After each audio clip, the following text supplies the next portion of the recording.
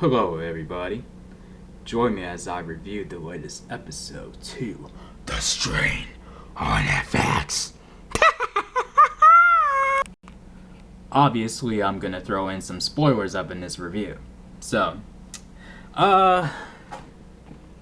this episode did not have a whole lot going on, honestly. But, I did like, however, the flashback of how F met Nora, and it was pretty cool to see Jim again. And what else did I like? Oh, I liked how Gus went to that, I guess, juvie center or prison. It's like a juvie center or a prison or whatever, and he goes to break out some of his former cellmates or whatever. To build up an army, against the plague, and what else did I mean, not a whole lot went on in this episode. Oh yeah, and the mayor was assassinated, and Justine's wondering if someone within her unit, had something to do with that, and they're trying to keep him out of the way. I wouldn't be surprised if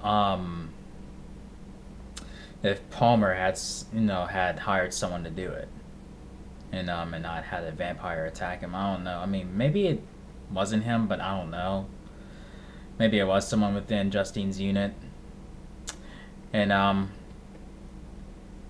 oh yeah, and then they found Kelly's parents, Zach's grandparents, and they're thinking like, yeah, Zach may be better off going to stay with them for a while, because it seems like the area that they're in has not been touched yet. And I'd like to know. I mean, like, who was watching Zach in the episode before that? In the previous episode where Dutch was being held captive. I mean, who was watching Zach in that episode? I mean, everybody who could have watched him was gone. I mean, like, I don't get it. I mean, unless he was with Justine, I don't know. But I mean, did anybody ever wonder that? I mean, like, did anybody wonder where was Zach, or who was keeping an eye on Zach during that time? I mean, I don't know. I mean, that question burned me on that episode, and it just hit me again when I saw this episode. I'm like, who the fuck was watching him? Everybody who was there was gone. Like, I don't know. I mean, that's pretty dumb to leave him unsupervised. I mean, I'm sure somebody watched him, but they should have just pointed that out, unless they already did and I missed it. I don't know. Feel free to leave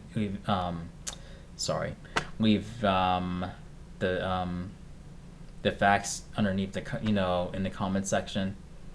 I don't know. I mean, I might have missed it, but anyway. So Cedric Keen, comes to make a deal with that Blade-like character. That vampire dude? I forgot his fucking name. Shit. You know who I'm talking about, though. I mean, they're talking about what to do with the book or whatever. That should be in his possession, and they're saying, oh, and then he says, okay, deal. Oh yeah.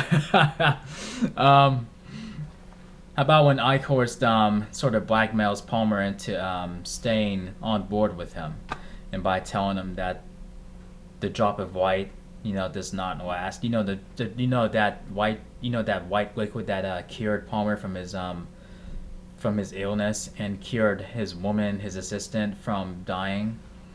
And Eichhorst told him that doesn't last long and he's gonna need more.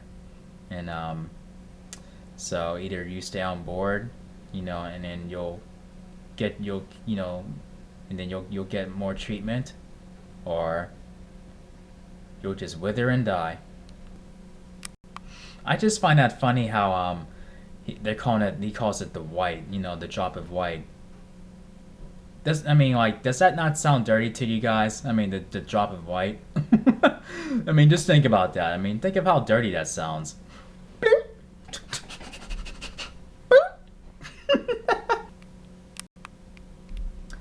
And the episode basically ends with Gus going to that Blade character. I'm just gonna call him Blade because I can't remember the fuck his name. When Gus and Blade, are having a conversation at the end, and I think he's telling him that if it goes a certain way, like he's saying something about killing Cedric Keen and taking the book from him. What the fuck what's up with that? I mean, like, they should all be allies, shouldn't they? I mean, like, what the fuck does that mean? Not a whole lot happened, so this is a pretty short review. I'm sorry. I'm gonna give this episode probably a 7 out of 1 to 10. I mean, it could have been better, but it was still pretty decent.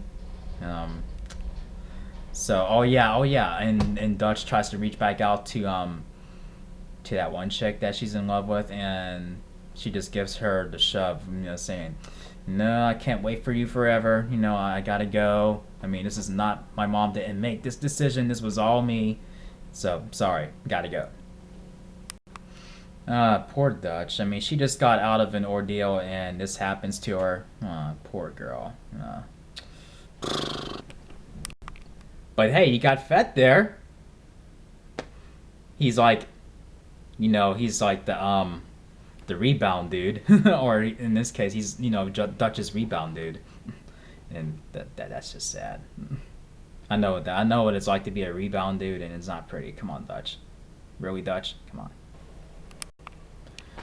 Well, yeah. I mean, like, next week will be the season finale, and it looks like shit's gonna hit the fan. In I don't know how many ways. I mean, like, I wonder if anyone in the Scooby Gang's gonna come out of this alive. I don't know. Feel free to share your thoughts in the comment section. Do you think someone within the group is gonna die? I mean, who's all gonna surpass the horrificness of that potentially awaits them in the season finale, and I really don't have any predictions at this point. I mean, it could go one way or the other. I mean, it's ridiculous. So, yeah, here we go. That's my review for the latest episode, and I'm looking forward to seeing how this season ends next week. So, if you liked my review, be sure to thumb up the video, share it, subscribe to my channel for more awesome videos to come. And until next time, Nerdyblation is signing out. Peace. Oh yeah, and enjoy and be sure to get yourself a nice little treatment or a nice little sample of the white, a little drop of white.